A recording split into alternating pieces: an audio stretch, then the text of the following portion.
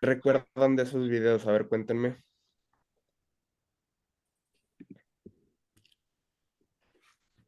Algo tiene mi computadora.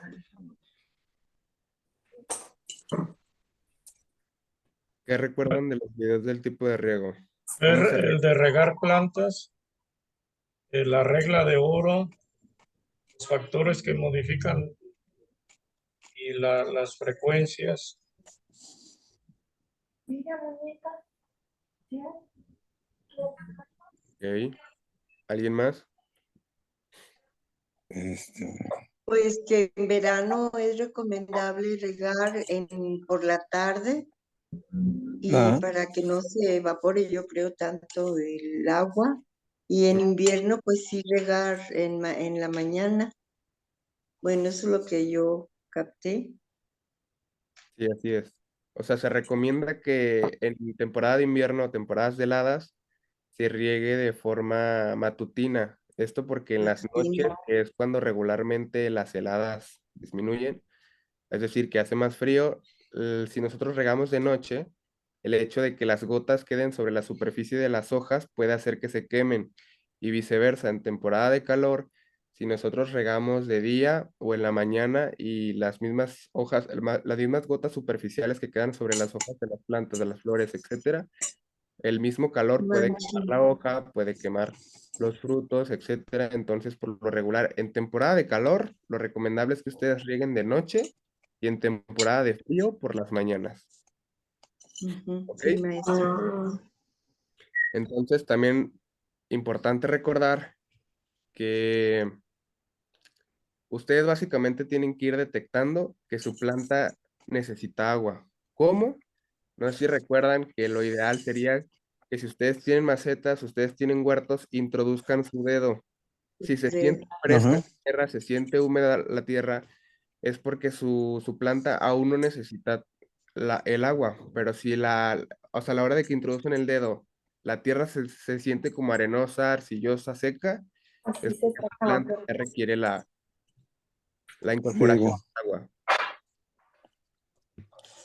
Entonces, hoy vamos a entrar a otros temas ya relacionados más con los cuidados que deben de tener en sus huertos, enfocados más en el área de fertilizantes, cómo deben cortar sus frutos, cuándo deben cosechar, cómo deben podar sus plantas, en este caso de que tengan plantas ornamentales, plantas aromáticas, y cómo protegerla de de las plagas o de algún tipo Ah, de enfermedades.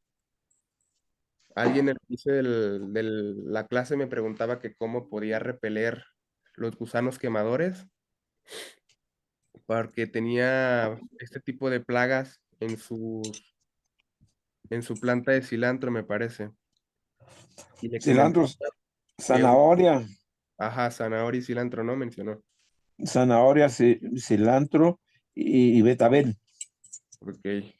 Yo le mencioné que un remedio natural que se puede usar para combatir este tipo de insectos es como tal una cabeza de ajo, licuarla en 1 litro de agua, se deja reposar unos días para que el mismo ajo fermente con el agua y básicamente es rociar sobre las hojas de sus plantas o frutos este compuesto. Lo que va a hacer el terpeno del ajo como tal es ahuyentar o repeler al insecto para que no se coma las hojas.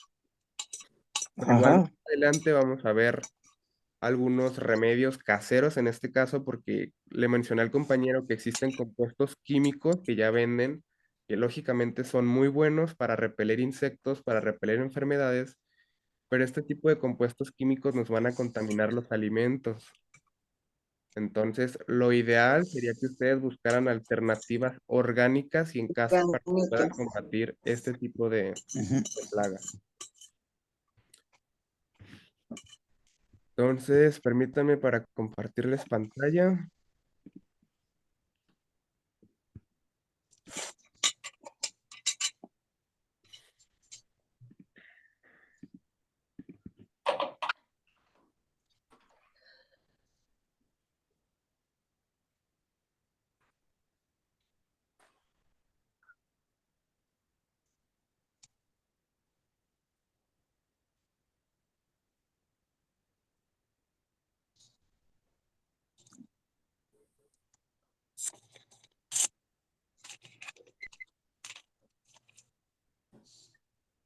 Ok, me avisan cuando se esté compartiendo la pantalla para... Ya, Sí, conmigo ya. Ya, ya, maestro. sí, ya. Ok, También conmigo, ya estoy viendo. va, pues entonces Beta vamos a Vélez. iniciar con este tema. Es un tema muy complejo de entender. Vamos a tratar de llevárnosla un poquito lento para que les quede completamente claro, para que comprendan las características de cómo deben cuidar su huerto, de cómo deben alimentar su huerto, que es la parte más importante de este curso, porque al final de cuentas, si ustedes quieren cultivar algún tipo de vegetal, algún tipo de hortaliza, lo ideal sería saber cómo debemos alimentarlo y de qué manera debemos alimentarlo para que sus plantas puedan crecer y pues ustedes puedan aprovechar los beneficios claramente de estas plantas.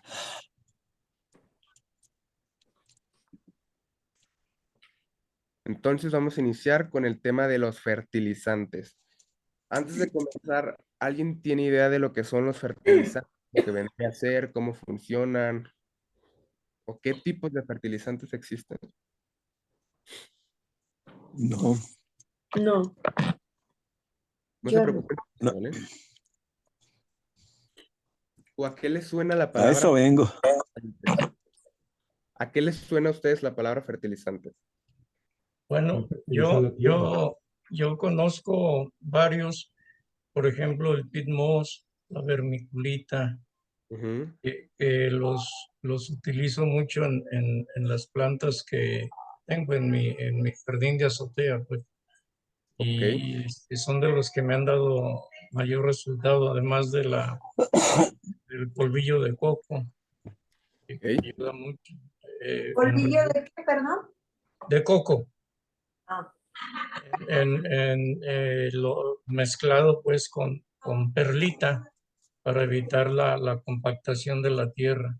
Pero el fertilizante que pues utilizo mucho es tanto el peat moss como la vermiculita. ok, perfecto, gracias. ¿Alguien más? No, no. Ok, pues no se preocupen. Pues miren, hay que tener en cuenta que la palabra fertilizar básicamente significa hacer que la tierra sea más fértil y de acuerdo al diccionario de la Real Academia, una tierra fértil va a ser aquella que nos produzca más, es decir, que produzca más frutas, más vegetal, más planta. Hasta aquí todo claro, ¿no? Sí. Entonces, ajá, vamos a partir de este Ahora supuesto no para contesto. decir que los nutrientes que necesitan las plantas los van a tomar ¿de dónde? Del aire y del suelo. Recuerdan que yo les comentaba que hay plantas rastreras o que se fijan a árboles y que precisamente los minerales, los nutrientes los absorben del aire, del polvo. Sí. A esto nos referimos con que unos tipos de plantas van a absorber los nutrientes del aire y del suelo, pero por regla general, las plantas van a absorber nutrientes tanto del aire como del suelo, principalmente, lógicamente, del suelo.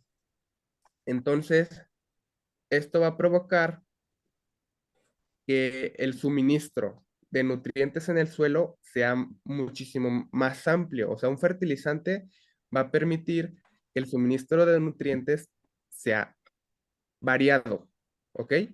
Entonces, los cultivos ajá. van a crecer mejor, van a producir mayores rendimientos, pero también el uso de fertilizantes tiene consecuencias. Porque si bien existen fertilizantes orgánicos, también existen fertilizantes químicos. En este curso nos vamos a fijar o centrar en el uso de biofertilizantes, que básicamente son fertilizantes a base de compuestos orgánicos, o se hace que ustedes mismos los pueden producir. Les comentaba que existen diferentes tipos pues, de fertilizantes, ¿no?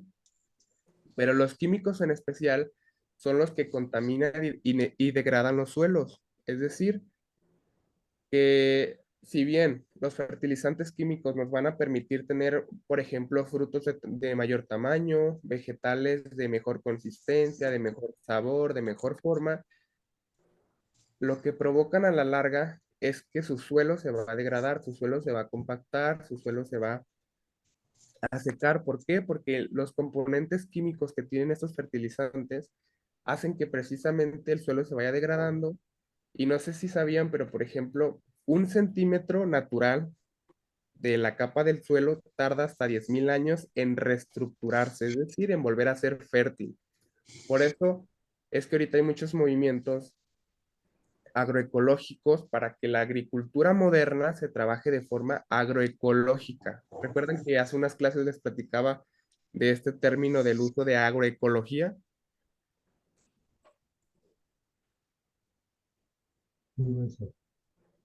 Que bueno, precisamente lo que buscamos es precisamente eso, incorporar materiales ecológicos que nos ayuden a producir de una manera sustentable, es decir, producir buenos frutos y mantener nuestra tierra fértil, que al final de cuentas es lo que queremos en un huerto.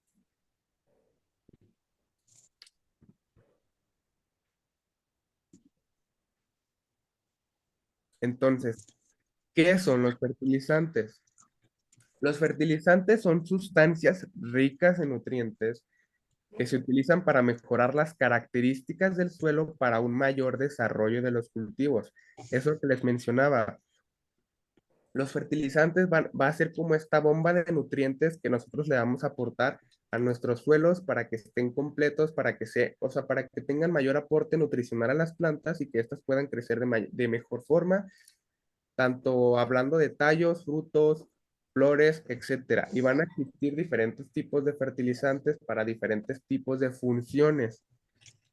Entonces, parte de los aportes de nutrientes de estos fertilizantes van a servir para que las plantas tengan mejores flores, para que los árboles crezcan más grandes, produzcan más frutos, etcétera. Entonces, existen diferentes tipos de fertilizantes, como ya mencioné, y un tipo de fertilizante orgánico vendría a ser el compost, es decir, materia orgánica, estiércol, etcétera. Los fertilizantes, además de reponer los nutrientes eliminados por el agua de lluvias y riego, podas, barrido de hojas, etcétera, van a acelerar y mejorar algunas funciones de las plantas, tales como la fotosíntesis, la floración, el tamaño de las frutas, etcétera. También prolongan su vida y las protegen de plagas y enfermedades. Entonces, aquí es donde conviene diferenciar entre los abonos y los fertilizantes, porque son dos términos completamente diferentes. Los abonos vendrían a ser más como materiales orgánicos y los fertilizantes vendrían a ser más como cuestiones de suplementación, hablando en términos vegetales. Entonces, un punto importante de esta parte de la presentación es el término de que de manera natural el suelo se va a ir degradando si no tiene materia Ujú. orgánica. Y lógicamente bajo un componente humano, es decir, nuestra mano propia como tal, por ejemplo, hablando ya en términos de huertos, el simple hecho de que nosotros hagamos un riego excesivo, una poda excesiva, le quitemos la materia orgánica al suelo, esto va a degradar el suelo. ¿Por qué? Porque suponiendo, tienes una cosecha, no sé, de zanahorias, y resulta que también tienes a un lado una X planta, la planta que ustedes quieran, esta planta va soltando sus hojitas y las hojitas van cayendo sobre el suelo superficial de su huerto. ¿Qué va a pasar si Ujú. ustedes retiran la materia orgánica, las hojas?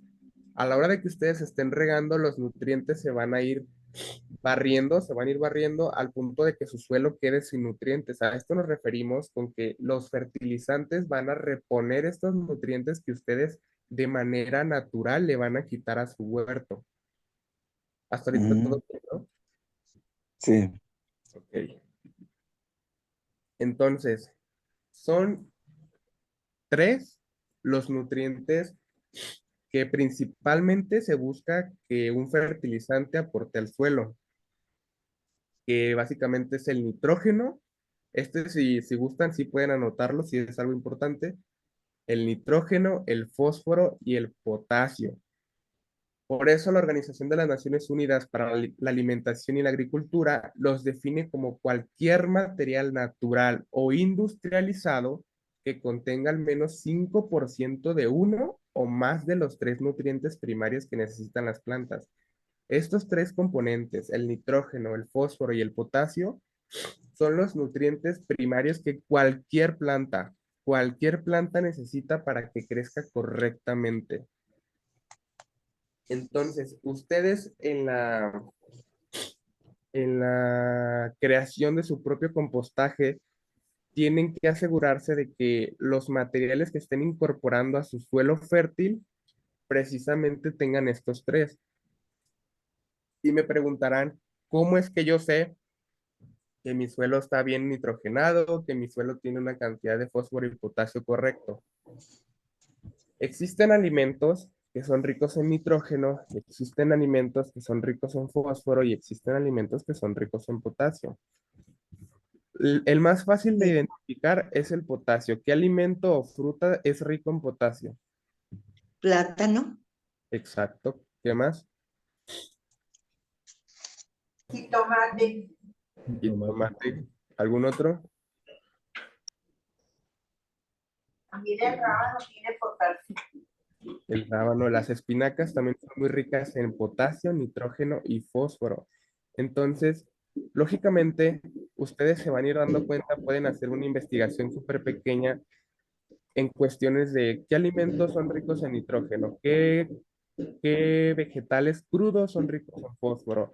Y de esta manera, a la hora de que ustedes vayan a realizar su compostaje, puedan tener como materia vegetal más enfocada en los estándares que ustedes requieren o quieren darle a su suelo. Más adelante vamos a ver un video ¿Ya, mami? de una persona que hace composta en baldes. Creo que todos podemos conseguir en nuestras casas baldes y es una sí, manera me gusta. fácil y sencilla de hacer nuestra propia composta orgánica en casa. Entonces, de esta diapositiva quiero que se queden con esto, con que los nutrientes que va a aportar cualquier tipo de fertilizante, sea químico o sea orgánico, tiene que tener una buena cantidad de nitrógeno, tiene que tener una buena cantidad de fósforo y tiene que tener una buena cantidad de potasio, porque son los 3 componentes que cualquier planta va a necesitar para crecer correctamente. Y cuando digo planta me refiero a árboles, arbustos, a plantas ornamentales, a plantas con frutos. Entonces, esto es algo muy importante que ustedes recuerden a la hora de querer compostar cualquier cosa. Entonces, ya entrando un poquito más en la clasificación de los tipos de fertilizantes que existen, podemos dividirlos básicamente en 2. Va a haber fertilizantes que se presenten en estado sólido y fertilizantes que se presenten en estado líquido. Y los sólidos se van a subdividir en función del grosor o el tamaño de sus partículas. En este caso se pueden presentar en polvo, se pueden presentar granulados, macrogranulados, pastillas y bastones. ¿Recuerdan que cuando tocamos el tema del riego hablamos de la hidroponía? Sí. Ajá. Que básicamente son los huertos que están constituidos principalmente sobre el agua, ¿no? ¿No contesta? Recuerdan que en una presentación también veíamos que en la hidroponía se le incorporaban cierto tipo de nutrientes al agua, ¿no?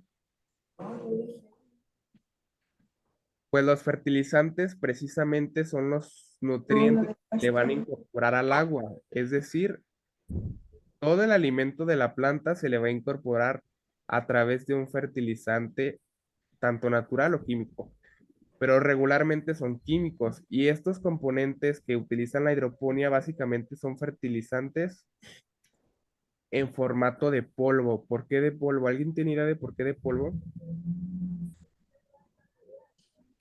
No, Para que no. se absorban rápidamente. O sea, como les mencionaba, esta clasificación por tamaño básicamente va en función de qué tan rápido se va a disolver o qué tan rápido va a soltar los nutrientes el Ajá. fertilizante. Entre más pequeño, entre más polvoriento como tal sea el fertilizante, más rápido va a ser la absorción. Por eso en hidroponía se suelen usar polvos y ustedes, por ejemplo, en campo o en sus huertos pueden literalmente arrojar el polvo sobre la superficie de su suelo o bien disolverla en agua.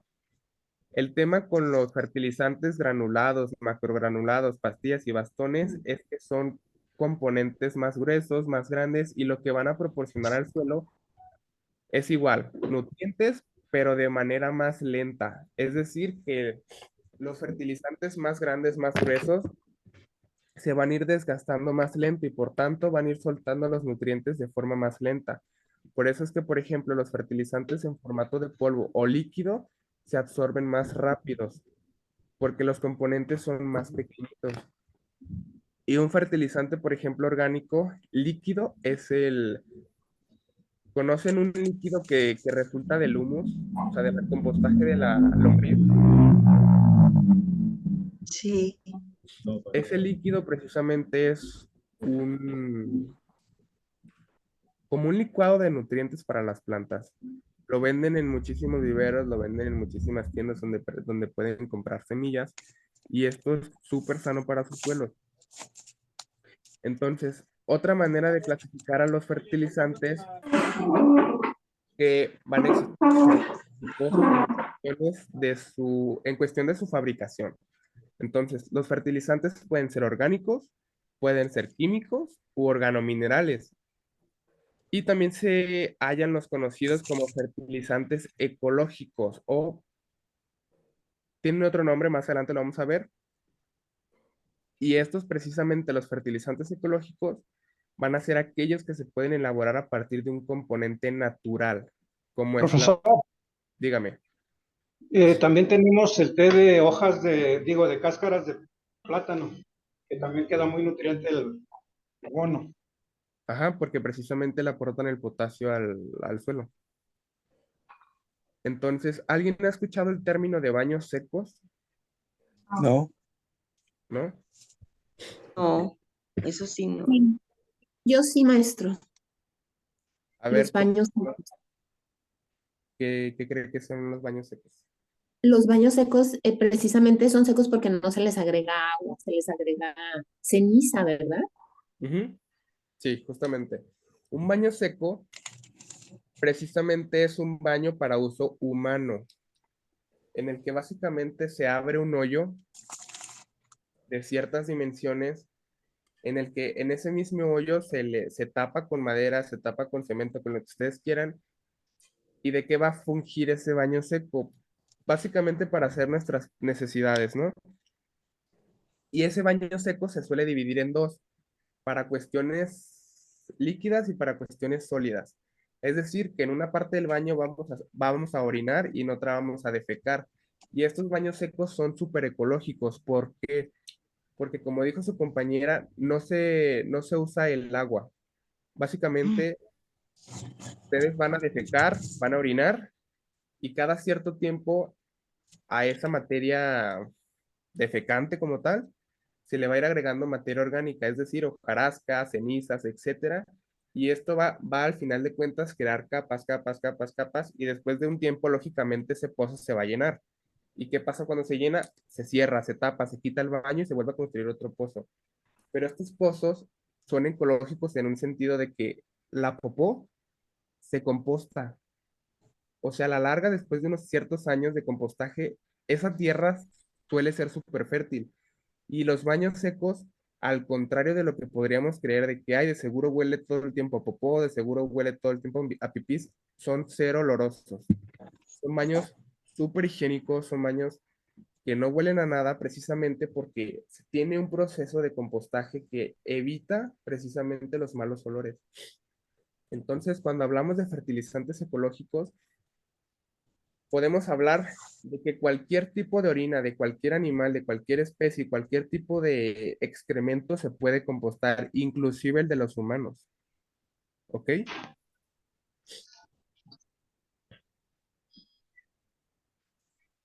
Entonces, los fertilizantes orgánicos van a proceder de residuos animales o vegetales y la mayoría son de acción lenta.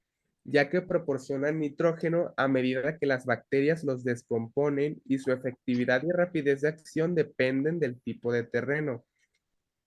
Esto es lo que les comentaba. Los fertilizantes químicos básicamente es una pastilla, un polvo o un bastón de nutrientes. Es decir, yo tengo mi pastilla, yo tengo mi bastoncito y esta cosa que tengo aquí ya está llena de nutrientes, ya lo puede absorber la planta. Por eso es que son de mayor eficiencia los fertilizantes químicos porque las plantas los absorben de forma inmediata. En el caso de los fertilizantes orgánicos, ¿por qué se dice que son lentos?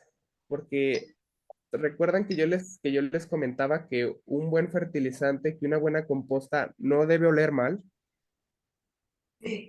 Y Precisamente lo que se busca con los fertilizantes orgánicos es que las mismas bacterias y hongos que existen en el ambiente descompongan la materia orgánica. Y lógicamente esto es un proceso un poco largo. Entonces, van a ir descomponiendo materia orgánica, van a ir descomponiendo residuos animales, residuos vegetales, y las plantas poco a poco van a ir absorbiendo estos nutrientes, no de forma inmediata, pero la ventaja es que precisamente nos van a aportar un suelo agroecológico, van a hacer que nuestros huertos produzcan alimentos de forma orgánica, sin el uso de químicos, sin el uso de pesticidas, sin el uso de cualquier tipo de componente que podría dañar nuestra salud. Entonces, si bien los componentes o los fertilizantes orgánicos son un poco lentos de producir, nos van a aportar mayores beneficios a la salud que los componentes inorgánicos, en este caso los químicos. Entonces, los fertilizantes orgánicos puede ser cualquier tipo de estiércol, como ya les dije, el de vaca, el de oveja, el de humano. El de humano no lo hagan porque lógicamente nadie tiene el espacio para hacer un baño seco. Y otros tipos de residuos que se pueden compostar vendrían a ser los residuos animales, como los huesos triturados, los cuernos, algunos tipos de pieles, y el compost obtenido a partir de restos vegetales, es decir, ramas, hojas, verduras, frutas, etcétera. ¿Se acuerdan cuando vimos los componentes del sustrato que hablábamos, por ejemplo, de la turba y los extractos húmicos que eran componentes que nos aportaban nutrientes? Estos también entran dentro de la clasificación de fertilizantes orgánicos porque nos aportan nutrientes. Y estos últimos, los extractos húmicos, van a desbloquearnos minerales. Y estos precisamente activan la flora microbiana y van a favorecer a distintos tipos de cosas como el desarrollo radicular, la producción de botones para producción de flores, etcétera. Entonces, en este curso nos vamos a basar en la incorporación de fertilizantes 100% orgánicos, es decir, algún fertilizante que ustedes puedan producir desde su casa. Entonces, una forma de llamar a los fertilizantes orgánicos se le denominan biofertilizantes, que básicamente es un fertilizante ecológico que va a mejorar cualquier tipo de cultivo y en este caso nuestros huertos. ¿Hasta ahorita todo claro o tiene alguna duda, tiene algún comentario antes de iniciar con lo demás? Ajá, Muy bien, maestro, gracias. gracias. Muy bien, maestro. Está muy interesante. Va. Entonces vamos a empezar a describir qué son los biofertilizantes. Un biofertilizante va a ser cualquier producto elaborado con base de restos vegetales, bacterias, hongos y microorganismos. Estos, a su vez, van a favorecer el proceso de la nutrición biológica de las plantas. ¿A qué nos referimos con favorecer el proceso de la nutrición biológica?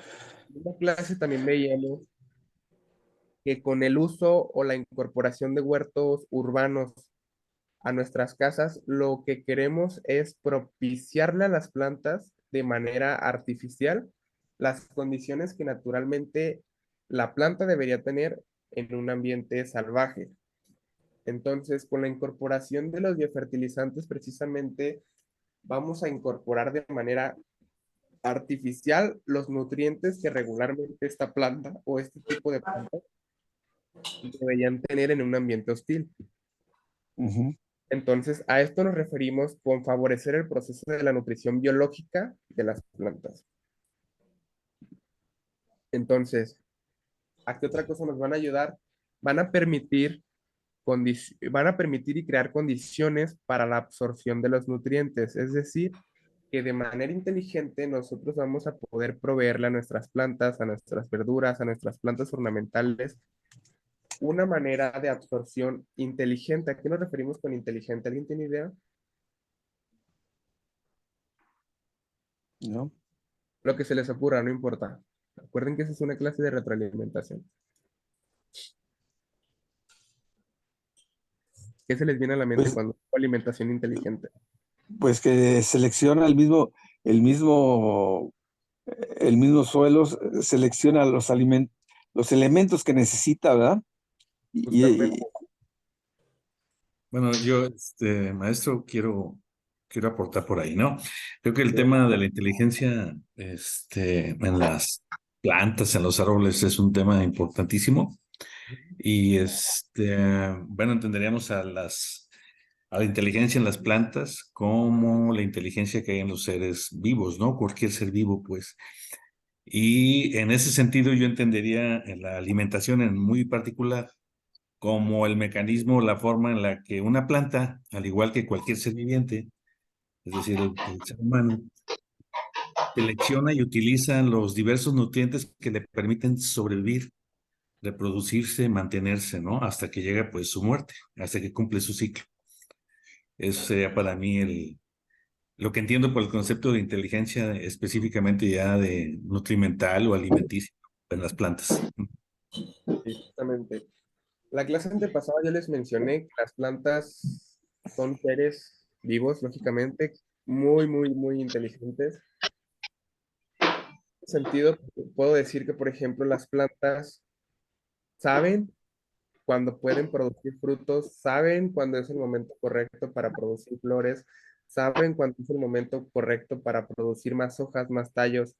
Entonces, las plantas no son tontas. Si la planta se ve amenazada en un sentido de estrés hidropónico, de estrés hídrico, etcétera, no va a crecer.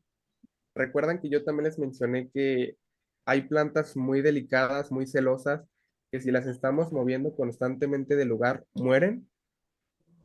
Sí, es verdad. Ujú. Precisamente a esto nos referimos, aunque nosotros le proporcionemos la mejor composta, el mejor suelo, el agua de mejor calidad a nuestra planta, si nuestra planta no quiere crecer en X lugar, no va a crecer. Por eso hay mucha gente que se decepciona de que es que a mí no se me dan las plantas, es que yo no sé cultivar cierto tipo de alimentos. No es que no se nos den. Simplemente es una cuestión de pensar inteligentemente para saber cómo deben crecer nuestras plantas, qué necesitan, qué requieren, y a partir de esto, nosotros propiciarles las mejores condiciones para que nuestras plantas crezcan. Por esto es que yo les decía, por ejemplo, y en la otra clase, que tener un huerto no es fácil, pero tampoco es difícil. Simplemente es una cuestión metodológica de saber qué debemos hacer para que nuestras plantas crezcan correctamente. Yo les Profesor, mencioné, dígame. también al revés, es válido porque yo tenía una cuna de Moisés que la tenía en un espacio donde pues ella no estaba a gusto. La moví a un lugar donde le daba media sombra y un poquito más de sol y se desarrolló mucho mejor. Ajá. O sea, justamente hay plantas que van a ser un poquito más resistentes. A ver, permítanme porque creo que hay alguien que tiene un micrófono prendido. Escuchando mucho ruido. Listo. Ok, va a haber plantas que van a crecer en ambientes hostiles. No sé si han escuchado la frase de hierba mala nunca muere. Eh, Precisamente esta frase viene derivada del hecho de que hay cierto tipo de plantas, en este caso las hierbas malas, suelen crecer en casi cualquier tipo de terreno. Inclusive no sé si han visto que en lugares donde antes, por ejemplo, eran campos y construyen carreteras, en medio de la nada, en medio del cemento, crece una planta. A Ujú. esto nos referimos con que hay plantas que se adaptan perfectamente a casi cualquier tipo de condición. Y a esto es a lo que me refiero con que las plantas son muy inteligentes, saben cuándo pueden crecer, saben cuándo no pueden crecer. Una planta no va a desperdiciar energía por ningún motivo, a menos que sea el momento idóneo para producir cierto tipo de esqueje vegetal. Es decir, si yo siendo una planta, poniéndome de ejemplo, yo siendo un rosal, no voy a producir flores si sé que no estoy, si sé que no estoy recibiendo la cantidad adecuada de sol. No voy a producir flores si sé que no estoy recibiendo la cantidad adecuada de nutrientes o si sé que no estoy recibiendo la cantidad adecuada de agua. ¿Por qué? Porque el hecho de que yo esté sentado en cierto lugar, siendo un rosal, por ejemplo, poniéndolo otra vez de ejemplo, si yo sé que no tengo las condiciones perfectas para desarrollar mis frutos, para desarrollar mis flores, no lo voy a hacer porque sería una pérdida de energía que puede conllevar a la muerte de la planta. Entonces, a esto es a lo que nos referimos con que las plantas son muy inteligentes. Una planta, si se desarrolla en un medio hostil, va a morir. Y precisamente las plantas son inteligentes en un sentido de que no se van a arriesgar a desperdiciar energía en producción de flores y frutos sabiendo que no van a poder crearlos o cosecharlos de manera efectiva. ¿Por qué? Porque entonces la planta no habría cumplido su función biológica por completo. Porque la función completa más bien la función biológica de cualquier ser vivo es nacer, crecer y reproducirse. Cualquier especie vegetal, sean plantas o sean animales, buscan esto. Entonces, si una planta no tiene las condiciones idóneas para crecer correctamente, no va a producir frutos jamás, no va a producir flores jamás. ¿Por qué? Por lo mismo de que el hecho de producir flores y producir frutos le lleva a la planta muchísima energía, muchísimos nutrientes. ¿Y qué pasa si, por ejemplo, no sé, un árbol de manzanas, resulta que lo está atacando cierto tipo de plaga? ¿Qué pasaría si en vez de producir, no sé, algún tipo de defensa, la planta produciera flores y frutos? El insectito va a llegar, se va a comer las flores, se va a comer la fruta y la planta no va a poder reproducirse y se va a morir ahí. ¿Sí entienden? Ajá. Entonces, a esto nos referimos con que las plantas son súper inteligentes. No van a nacer, no van a crecer si no le estamos propiciando a la planta un ambiente natural, un ambiente idóneo para que se pueda desarrollar. Por eso les comentaba que es de suma importancia que sea cual sea la especie que ustedes van a plantar en sus huertos, la investiguen. Básicamente es como investigar a sus amigas. Ustedes se van a investigar, por ejemplo, quiero sembrar zanahorias y pepinos. Ah, me voy a poner a investigar en qué tipo de suelo crece, cuál es la calidad de sol que requiere para que produzca buenos frutos, cuál es la calidad de nutrientes que requiere esta planta para crecer idóneamente, porque va a haber plantas que van a requerir, por ejemplo, mayores porcentajes de nitrógeno como el frijol o mayores cantidades del potasio como el jitomate. Entonces, esto es muy importante de abordar para que sus plantas, sus frutos sean de buena calidad, tengan buen sabor y al final de cuentas nos puedan nutrir a nosotros como personas que comemos vegetales. ¿Ok? Ujú. Ok. Entonces, los fertilizantes o biofertilizantes también, además de todo lo que ya vimos, van a promover el desarrollo de las plantas. Es decir, que una buena composta va a hacer que nuestras plantas crezcan de manera más rápida, que al final de cuentas, creo que todos, cuando cosechamos nuestras plantas, estamos emocionados por descubrir de que, ay, mi plantita ya salió, ya brotó otra flor, ya brotó otro esqueje, otra hojita, otro jitomatito. Entonces, incorporarle un buen biofertilizante a nuestros suelos precisamente nos va a proveer de esto, que las plantas puedan absorber mayor valor nutrimental, hablando del suelo, para que puedan crecer más grandes y más fuertes. Entonces, aquí hay algo muy importante que son las premisas de los biofertilizantes, que básicamente es el cómo funcionan o el cómo actúan. Y por ejemplo, aquí hablamos de que poseen altos porcentajes de viabilidad con cepas resistentes a condiciones extremas. ¿A qué nos referimos con esto? Hay biofertilizantes que ustedes inclusive ya pueden comprar hechos, que precisamente son hechos en laboratorio, con bacterias, con hongos, que lo que le van a proveer a la planta es un mayor sistema inmune, entre comillas, para que las plantas se puedan defender de patógenos. Entonces, hay cierto tipo de biofertilizantes que ustedes ya pueden comprar, con los que pueden proveer a las plantas para que puedan desarrollarse mejor, para que tengan mayor resistencia o mayor viabilidad hacia cierto tipo de enfermedades. Entonces, los biofertilizantes van a ser productos que utilizan varias cepas de microorganismos. Esto es algo muy importante que deben entender. Cualquier biofertilizante va a trabajar con microorganismos. ¿Recuerdan lo que eran los microorganismos? Lo vimos en una clase. Lo que se acuerden, ¿eh? No importa.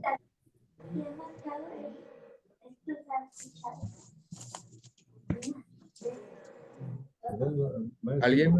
Son aquellas bacterias que producen Bueno, un beneficio. Sí, los profesor. microorganismos, dígame. Son unos animales microscópicos que viven en el suelo, en la parte del suelo, que hay positivos, pues, benéficos, y hay malignos, o sea, malos.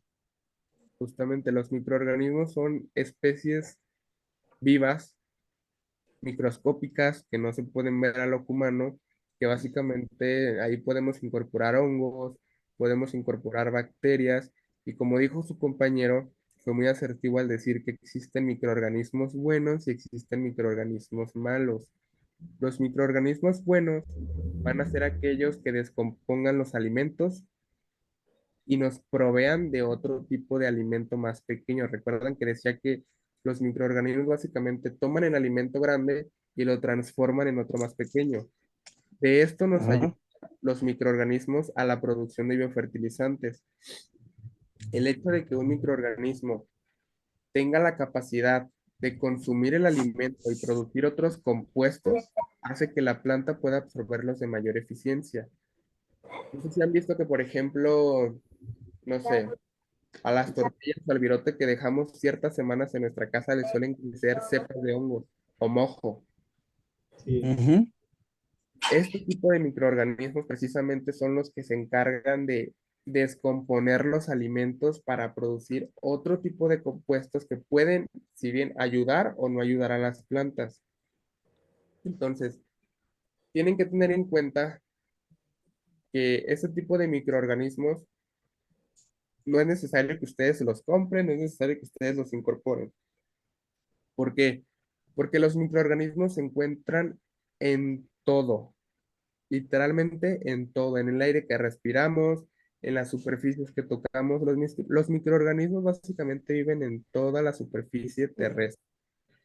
Entonces, por eso es que, por ejemplo, si no tenemos cuidado con cierto tipo de alimentos, de repente ya vemos que, ay, es que lavé, por ejemplo, mi cilantro, lo guardé en el refri, lo desinfecté, pero le empezó a crecer una bacteria, se empezó a hacer feo. Precisamente es porque muchas veces los microorganismos los traemos en las manos, muchas veces los microorganismos los tenemos en el mismo aire que respiramos, al punto de que si no somos lo suficientemente inocuos con la calidad de los alimentos que nosotros producimos, se van a contaminar.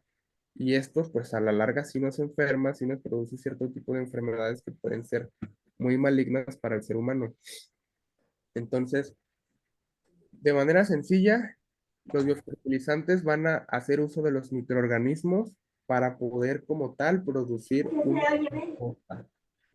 Entonces, se pueden utilizar, Profesor, dígame. de esta manera fue que se descubrió la penicilina, que surgió en una parte que la habían dejado abandonada. Sí, justamente así fue como se encontró la penicilina, porque un doctor, un científico, encontró precisamente que habían crecido cepas de bacterias en una caja de Petri como esta. Sí la ven, ¿no? Sí. Y bueno, entonces hablamos de que los biofertilizantes se pueden utilizar en varios tipos de suelos y múltiples cultivos. ¿A qué nos referimos con esto? Básicamente, con que un biofertilizante se puede usar en cualquier tipo de suelo, sea arcilloso, sea de tipo limoso, sea arenoso, sea cualquier cualquier uso de tipo de suelo puede hacer uso de biofertilizante. Y su producción no genera contaminación de aguas y no consume alta cantidad de energía. Les mencioné al principio que existen biofertilizantes inorgánicos e orgánicos. Los orgánicos, lógicamente, simplemente es la incorporación de materia vegetal al suelo, se composta por medio de microorganismos y calor y produce la composta. Un fertilizante inorgánico no funciona así. Un fertilizante, inorgánico se produce de manera industrial, por lo que regularmente la demanda energética, la demanda de contaminación es mayor que un biofertilizante. Por eso es que les decía que en esta clase únicamente nos vamos a centrar en el uso de biofertilizantes, que son compostas que ustedes pueden realizar desde casa, que son compostas que no van a degradar su suelo, que no van a contaminar de químicos sus alimentos o sus plantas. Entonces, sus prestaciones son tanto en sólido como en líquido, sus presentaciones, perdón. Los biofertilizantes los pueden producir de manera líquida o de manera sólida. Esto no hay pierde en este sentido porque, como les dije, un buen compostaje, inclusive ustedes lo pueden disolver sobre agua y rociárselo sobre las hojas, rociárselo sobre los frutos o sobre cierto tipo de sustratos para cierto tipo de funciones. Entonces, no sé si, por ejemplo, han visto que la flor de calabaza, hay cierto tipo de plantas que igual si quieren lo tocamos más adelante, que se reproducen de cierta manera. Entonces va a haber plantas que se reproduzcan de manera sexual y va a haber plantas que se reproduzcan de manera sexual. Y hay plantas que precisamente requieren obligatoriamente del uso de polinizadores. Sí saben lo que son los polinizadores, ¿no? Son insectos. Ujú. Son Insectos. insectos que Hacen la función de los diferentes insectos o pajaritos como el colibrí, que es un polinizador. Exactamente. El ejemplo más común es la abeja. La abeja va a La llegar abeja. Las a una abejas. flor, va a recoger el polen se le pega a los pelitos de la abeja y va a polinizar las otras flores. Por eso es que es de suma importancia tener en cuenta que si nuestra flor o fruto tiene, o sea, más bien si nuestras frutas,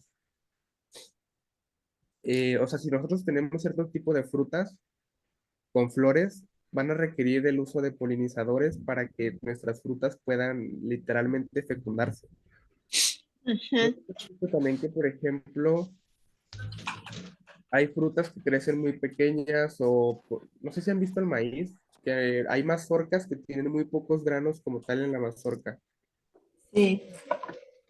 Esto pasa precisamente porque la mazorca no fue fecundada correctamente. ¿Han visto los pelitos que le salen a los elotes? Sí. sí. Esa sería como la parte femenina del maíz. Y si han visto que, por ejemplo, al final de la espiga de maíz tiene como una especie de flor grande que saca esporas. Sí. La espora, por así decirlo, va a ser la parte masculina de la planta Y la y, femenina los los pelitos, y los pelitos va a ser la parte femenina Ujú. de la planta. Entonces, ¿qué va a pasar? Cuando llegan corrientes de aire, cuando llegan vientos fuertes, van a mover la planta va a soltar las esporas y esas esporas van a caer sobre los pelos de la de mazorca. la mazorca. Entonces, ¿qué va a pasar? Que cada pelito que la mazorca tiene es un grano, ¿ok? Entonces, ¿qué pasa si, por ejemplo, no tenemos buen viento o no tenemos polinizadores? La planta no se fecunda correctamente y no produce como tal el fruto. Por eso es que, por ejemplo, a veces ven que, no sé, un árbol de limón que ya empezó a florear y ustedes dicen, ay, me va a producir muchísimos limones, pero resulta que nada más produjo 4 limones. No sé si han visto. Mm, Sí, Precisamente eso maestro. pasa porque en el área donde estamos no hay polinizadores que precisamente hagan la función de fertilizar la flor. Si una flor no está fertilizada, no va a producir fruto. No voy a dar limón. Es como, por ejemplo, poniéndolo de ejemplo vano, las mujeres. Una mujer menstrua mensualmente. Entonces, si no se fecunda el óvulo de la matriz, no va a producir un bebé. Las plantas funcionan iguales. Van a producir flores anualmente, pero si esa flor no se fecunda, no va a producir un fruto, no va a producir un bebé. ¿Sí entienden, no? La relación. sí. Entonces, la planta necesita polinizadores. Existen plantas ornamentales que pueden atraer mayormente a cierto tipo de polinizadores. Entonces, si por ejemplo ustedes saben que donde viven no hay polinizadores, pueden precisamente sembrar, no sé, cierto tipo de planta para que su planta, o sea, su vegetal o su fruta que de verdad quieren que tenga muchos frutos, sea polinizada por estos otros polinizadores. ¿Sí entienden? Mm, Entonces, igual, más adelante del curso, ya que toquemos otros temas, yo les puedo mencionar qué plantas son mayormente atrayentes para X tipo de polinizadores y que sus plantas realmente sean correctamente fecundadas. Entonces, otra premisa de los biofertilizantes es que van a ser compatibles con los fertilizantes convencionales. ¿A qué nos referimos con esto? A que regularmente en ciertos lugares van a hacer combinación del uso de fertilizantes orgánicos y el uso de fertilizantes inorgánicos. Porque como les dije, los fertilizantes orgánicos se van a absorber de manera lenta y se van a degradar de manera lenta. Y los biofertilizantes inorgánicos tienen una absorción directa y rápida. Entonces, por lo regular de uso agroeconómico, se van a utilizar las dos. Pero ustedes en este caso van a utilizar únicamente los biofertilizantes porque, como les dije, queremos producir frutos de calidad. Entonces, ¿hasta ahorita tienen una duda? mm, No, mm. maestro, gracias. Ok.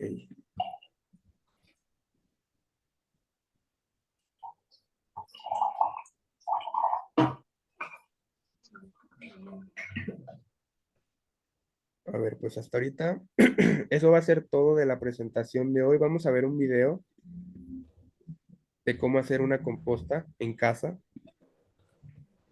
Les voy a mandar el link a su grupo de WhatsApp. Lo vamos a ver.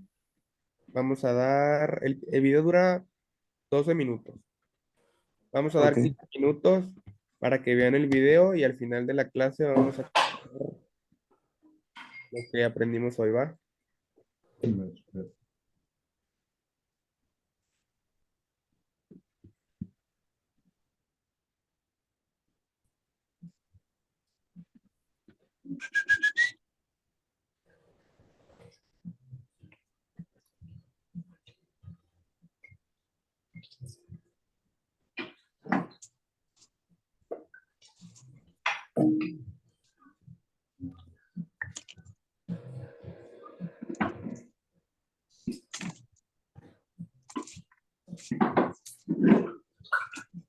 ¿Estás buscando vuelos baratos? En Kayak encuentras vuelos, hoteles y autos a precios increíbles. Listo, ya les hice llegar el video al grupo. Vamos a dar 15 minutos para... Tanto ruido.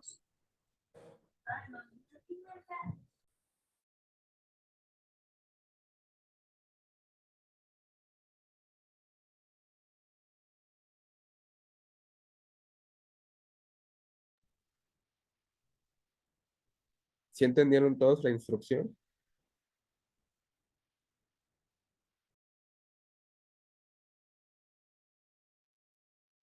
Yo no lo veo, profe, no ha llegado. ¿Es sobre el compost, maestro? ¿Es sobre qué, perdón? ¿Sobre compost? Sí, Sí, sí, ¿verdad? Entonces sí, ya llegó, ¿eh? Ahorita quien dice que no, sí, chéquelo, por favor, ya llegó al grupo. sí, es sobre cómo hacer su propia compostaje con básicamente 2 cubetas. Esto para que ustedes puedan realizar su compostaje desde el día de hoy o desde que ustedes ya tengan los materiales necesarios para que realicen la composta de forma correcta. A mí no me llega el video, maestro. ¿Quién es usted? Lupita Mercado. A ver, permítame. Tampoco a mí me llega. Solamente que no estuviera en el grupo, ¿no, maestra? Porque aquí ya lo tenemos. Yo tengo, Yo Sí, sí tengo el estoy en grupo el de huerto grupo. orgánico. sí está en el Yo grupo, estoy en ¿no? el grupo. Pues aquí está, bueno.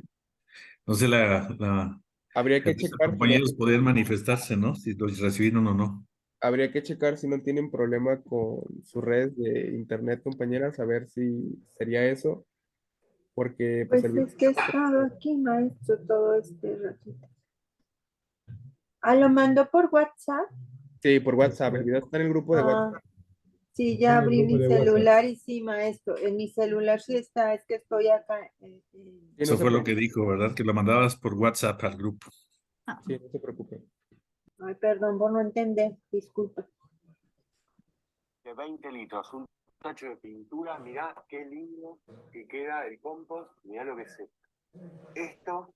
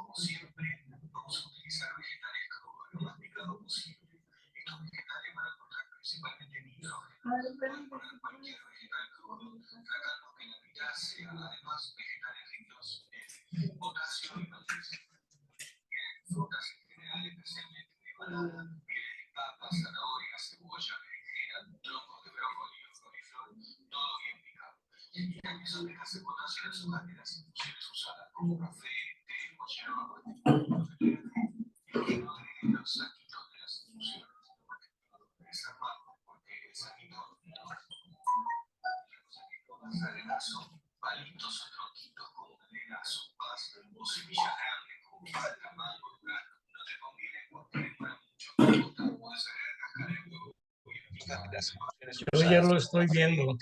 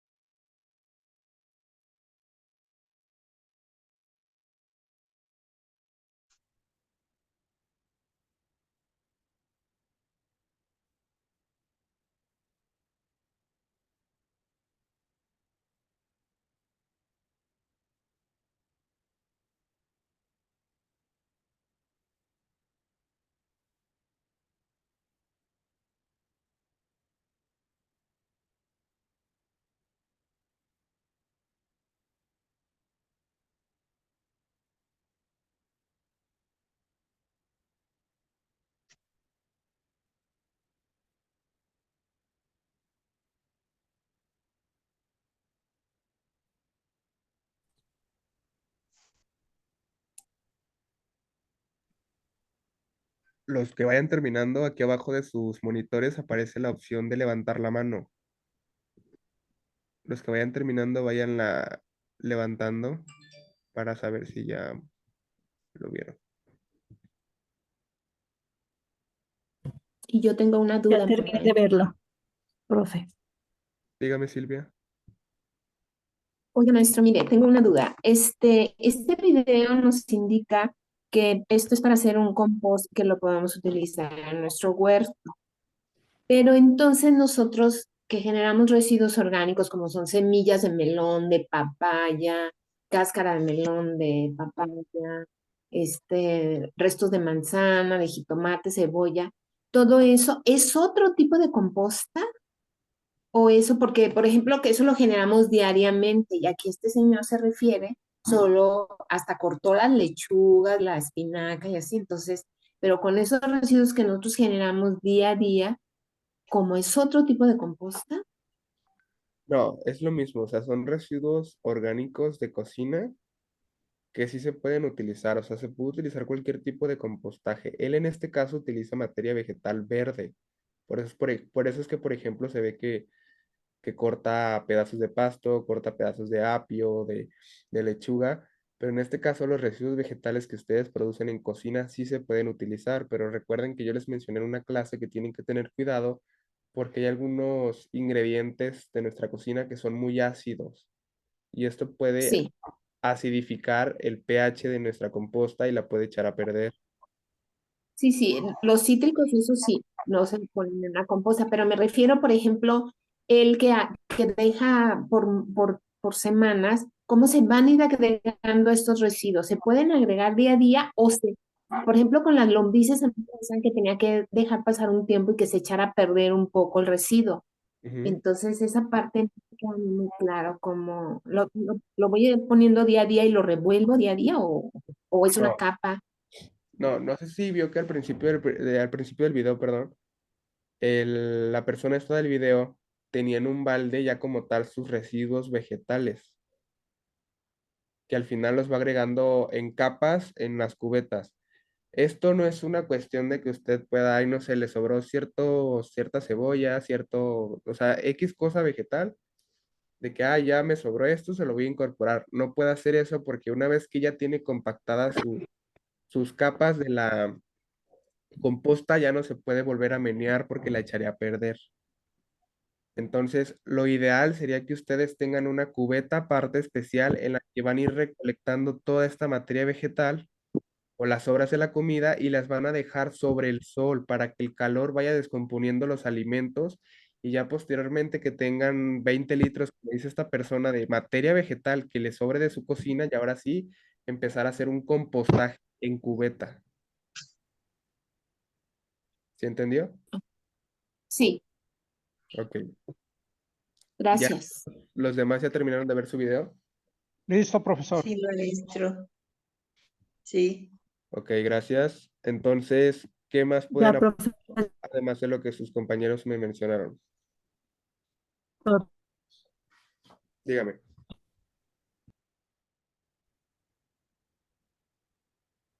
Yo tengo una pregunta, maestro. Sí, dígame. Eh, Son tres nutrientes, ¿no? Tres elementos que nos pueden ayudar a Ajá, mejorar la fertilización, ¿no? Es el nitrógeno, potasio, el fósforo. así ¿Ya? es. Ok. Mi pregunta es la siguiente. ¿Puedo hacer una combinación de los distintos nutrientes o sería preferible que solamente utilizara uno para fertilizar, que fuera más efectivo? Estoy pensando en el caso de lo que parece un mito, pero parece que no lo es. Es el potasio que tiene la cáscara de huevo, ¿es correcto? Sí, sí tiene mucho Las potasio. cáscaras de huevo, yo la ponía la cáscara completita, o sea, trozos grandes, pero después ¿Dónde me di está? cuenta que no, que había que molerlo para hacerlo polvito, Ajá. ¿verdad? Y ya, creo que resultaba más efectivo, ¿no?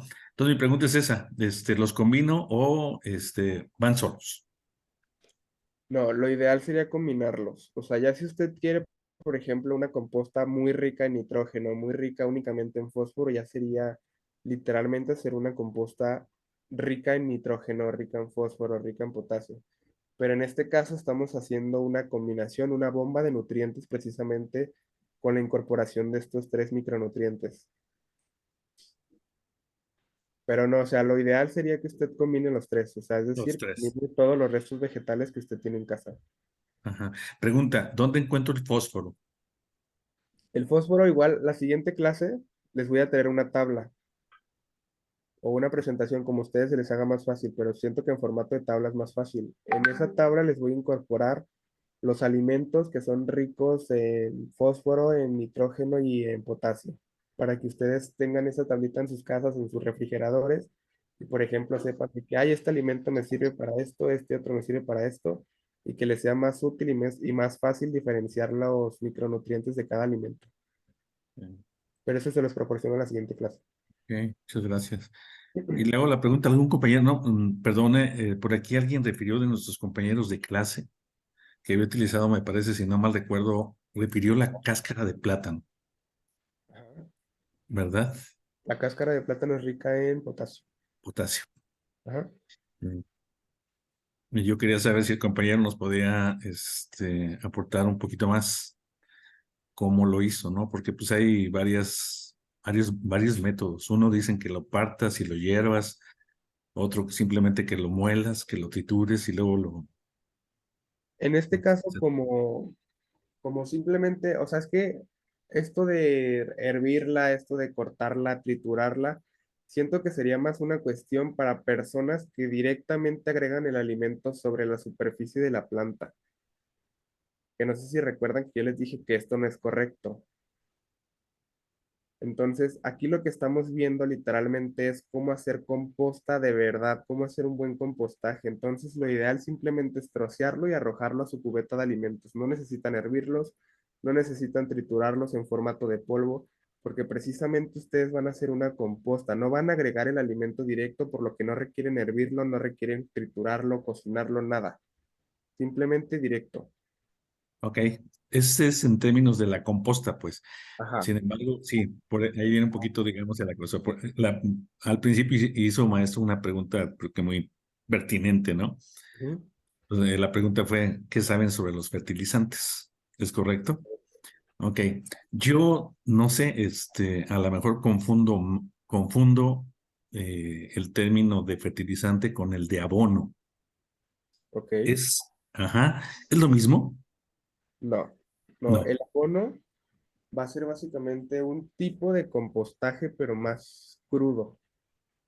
No sé si, por ejemplo, han visto que en parcelas de maíz lo abonan con excremento de gallina, excremento de cerdo, de vaca.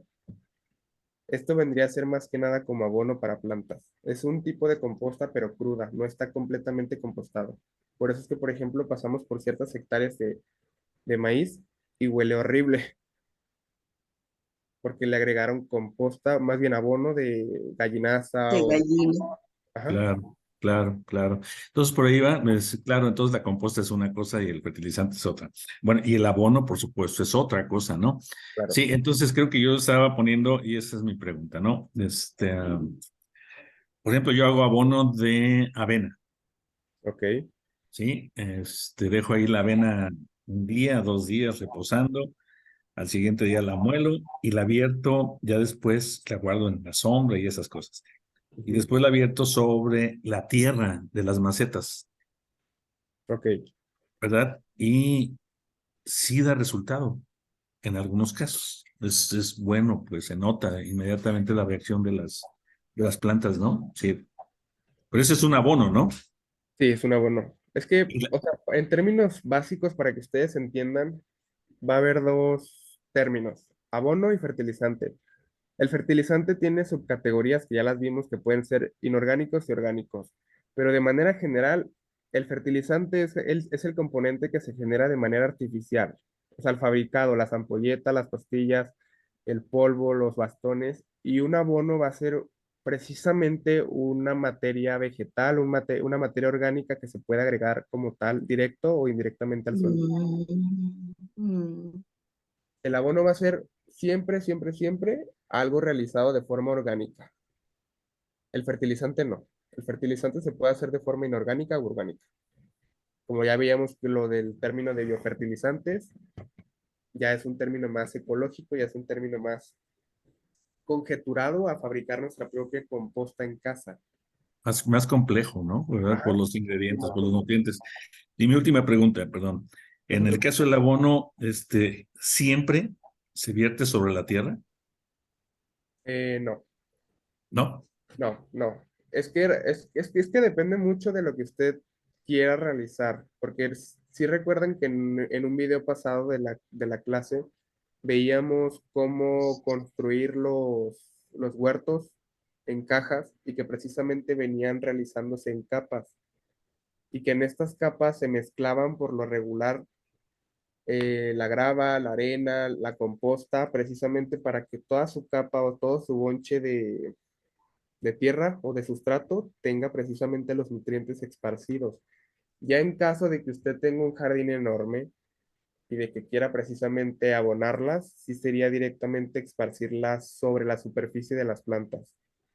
Por eso les decía, conjeturadamente, si ustedes van a construir apenas su huerto, sí sería idóneo mezclar la materia orgánica o el compostaje con toda la tierra para que los nutrientes se encuentren en toda el sustrato, para que la misma raíz, a la hora de que se vaya desarrollando, vaya creciendo y se vaya desarrollando más hacia abajo, tenga el mismo suministro de nutrientes en cualquier capa del sustrato.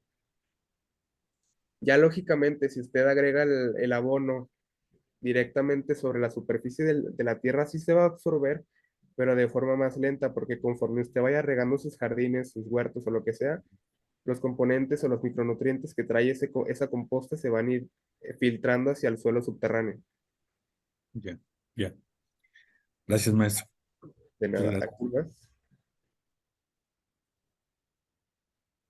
O sea, así de manera general, creo que sí les quedó claro este tema, ¿no? Así es, maestro, muy claro. Sí. Ok, perfecto.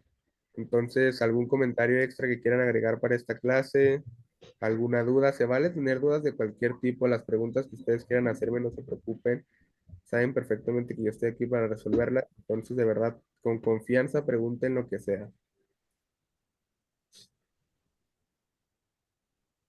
Profesor, Todo bien de mi parte. A ver, dígame, Gracias. Silvia. profesor, el agua que en el video estaba captando en otra cubeta, ¿eso es lo que se le llama normalmente el exiliados, algo así? Sí, sí, exiliados. Ah, entonces nada más está como reciclando y reacomodando el volumen. Sí, es que básicamente el sujeto del video utiliza precisamente dos cubetas porque el lixiviado o el agua sobrante que va a pasar a través de su composta precisamente está llena de nutrientes. Por eso es que, por ejemplo, cambia de ser transparentosa a ser marrón o completamente negra, porque toda esa agua va a estar súper llena de nutrientes. Por eso él les menciona que, por ejemplo, no sé si prestaron atención en el video, pero dice que esa agua huele muy mal porque es agua podrida.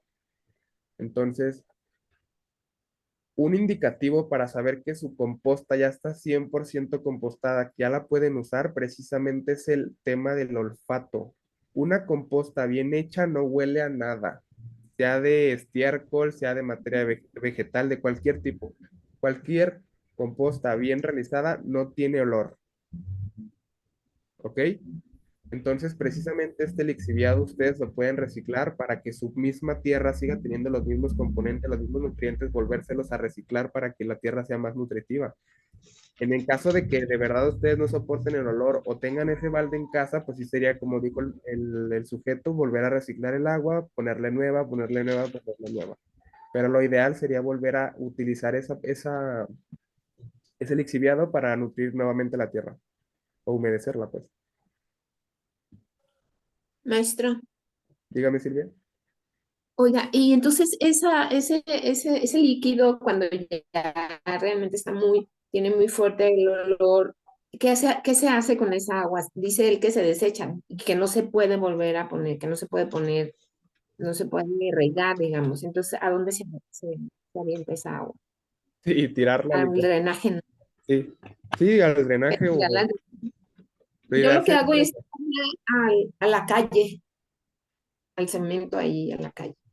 Pues ¿Está también, bien? pero por lo regular este líquido huele muy mal, entonces pues sí, si no tienen problemas con sus vecinos, no hay problema, pero lo ideal sería el No, drenaje, es que son, poquita, pues, bastante. entonces no hay problema, sí, a la calle donde ustedes quieran, pero precisamente no se puede incorporar, a pesar de que está llena de nutrientes, no se puede incorporar como tal a sus plantas porque recuerdan que les mencioné que las bacterias y los microorganismos son los que compostan precisamente la materia vegetal. Este líquido está lleno de bacterias y está lleno de hongos que precisamente como están en estado joven, por así llamarlo, podría pudrir sus plantas porque está o sea, la cepa de agua está muy llena de bacterias, está muy llena de hongos. ¿Qué pasa si nosotros le incorporamos directamente este líquido a las plantas? Se pueden morir. Por eso lo ideal es tirarla o reciclarla en la misma tierra hasta que la tierra ya esté realmente compostada.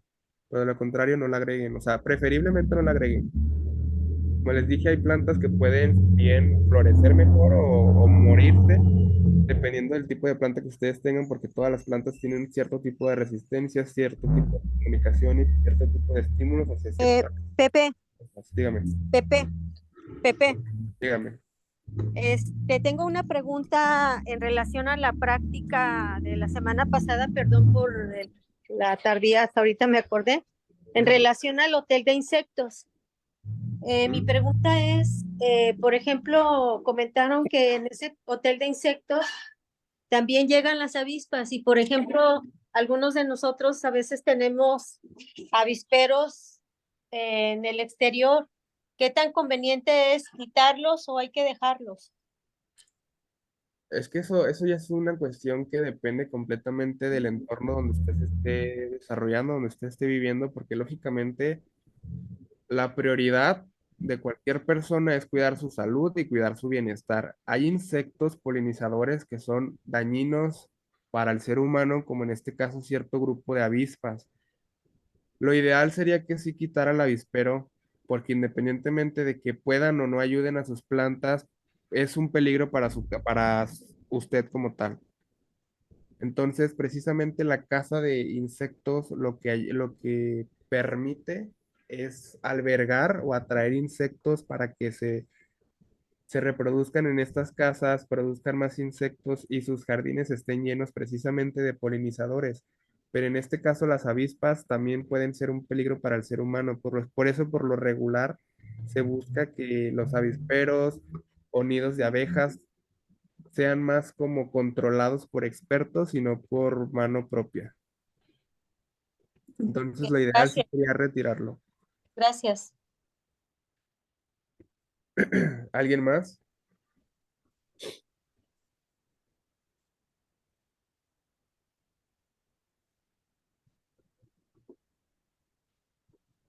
Bueno, entonces, pues sería todo por la clase de hoy. La siguiente clase, entonces, les voy a traer la tablita que les mencioné, donde precisamente vamos a tocar el tema de los alimentos o los principales grupos alimenticios donde pueden encontrar el fósforo, el potasio y el nitrógeno en las plantas para que ustedes puedan irlos guardando en sus cubetas y hacer un compostaje correcto.